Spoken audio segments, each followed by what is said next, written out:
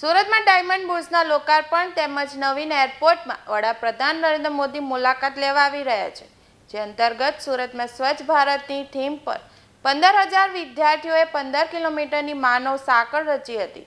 ભાજપ પ્રદેશ અધ્યક્ષ CR પાટીલ તેમજ ગૃહ રાજ્યમંત્રી હર્ષ સંઘવી, રાજ્યમંત્રી મુકેશ પટેલ તેમજ ધારાસભ્યો ઉપસ્થિત રહ્યા હતા. સુરતમાં વડાપ્રધાન નરેન્દ્ર મોદી આવી રહ્યા છે, જેને આવકારવા પહેલા સુરતમાં 15 કિલોમીટર લાંબી માનવ સાંકળ રચાઈ હતી, જેમાં અંદાજિત 15,000થી વધુ વિદ્યાર્થીઓએ આ માનવ સાંકળમાં જોડાયા હતા. માનવ સાંકળ પોલીસ પરેડ ગ્રાઉન્ડ ખાતેથી ઉધના 64 જોગણી માતા મંદિર સુધી યોજાઈ હતી, જેમાં વિદ્યાર્થીઓ સ્વચ્છતાના વિવિધ સંદેશના પ્લે કાર્ડ તેમજ બેનર સાથે રાખી માનવ સાંકળમાં જોડાયા હતા. આ માનવ સાંકળમાં ભાજપ પ્રદેશ અધ્યક્ષ CR પાટીલ, ગૃહ રાજ્યમંત્રી હર્ષ સંઘવી તેમજ ધારાસભ્ય, સુરત પોલીસ કમિશનર, પાલિકા કમિશનર, સુરત જિલ્લા કલેક્ટર તેમજ શિક્ષણ અધિકારી સહિતના મહાનુભાવો ખુલ્લી જીપમાં સવાર થઈ બાળકોનો ઉત્સાહ વધાર્યો હતો. મહત્વનું છે કે PM નરેન્દ્ર મોદી સુરત ખાતે નવીન એરપોર્ટની મુલાકાતે તેમજ ડાયમંડ બુર્સના લોકાર્પણમાં આવી રહ્યા છે, જેની પહેલા જ બાળકો તેના આગમનના ઉપલક્ષમાં હોશે હોશે જોડાયા હતા. આજે સુરત શહેરના નાગરિકોએ ફરી એકવાર નવો ઇતિહાસ રચ્યો છે.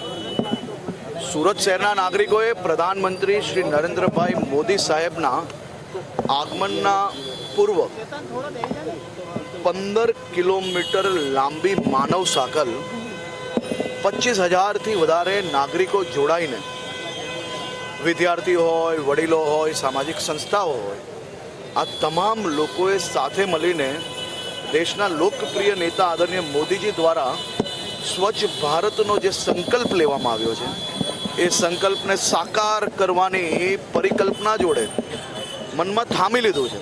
અને આજે 15 કિલોમીટર લાંબુ હજારો લોકોએ મોદીને સ્વચ્છ ભારત, સ્વચ્છ સુરતના નારા જોડે આદરણીય મોદીજીના સ્વાગતની તૈયારીઓ બી, અને સાથે સાથે આ નાના બાળકોમાં સ્વચ્છ ભારતનો જે સંકલ્પ સાકાર કરવાની ઈચ્છા શક્તિ નજરે પડી છે, તે જોઈને હું જરૂરથી કહી શકું છું કે સુરત શહેર જે આજે દેશમાં બીજા ક્રમે છે સ્વચ્છતામાં, એ જરૂરથી આવનારા દિવસોમાં પહેલા ક્રમે પહોંચવા માટે 100% મહેનત સાથે મળીને કરશે. મોદીજીના આ સંકલ્પને દેશભરના બાળકોથી લઈને વડીલોમાં એક અલગ જ પ્રકારનો ઉત્સાહ નજરે પડે છે. બાળકો વડીલોને કચરો નાખતા રોકતા આપણે સૌ લોકોએ નજરે જોયા છે, અને આ બાળકો જ દેશનું ભવિષ્ય છે. મને વિશ્વાસ છે કે આ ભવિષ્ય સાથે મળીને દેશને સ્વચ્છતામાં 100% આગળ વધારશે. સુરત સુરક્ષિત સુરતના સૂત્ર સાથે સ્કૂલના વિદ્યાર્થીઓને અને સુરતના શહેરીજનોને જોડીને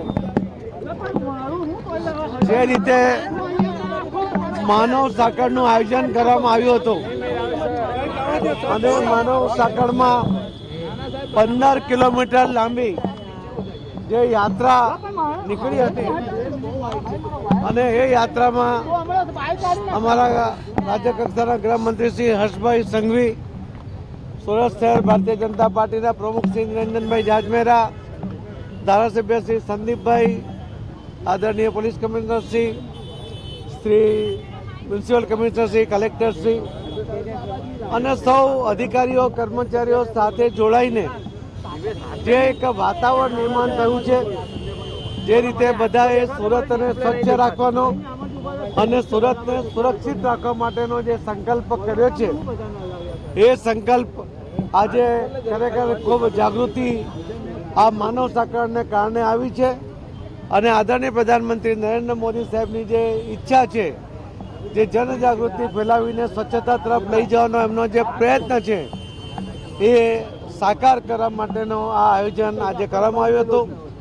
ખૂબ મોટી સફળતા એમાં આપ સૌના સાથ અને સહકાર સાથે મળી છે. ખૂબ ખૂબ ધન્યવાદ.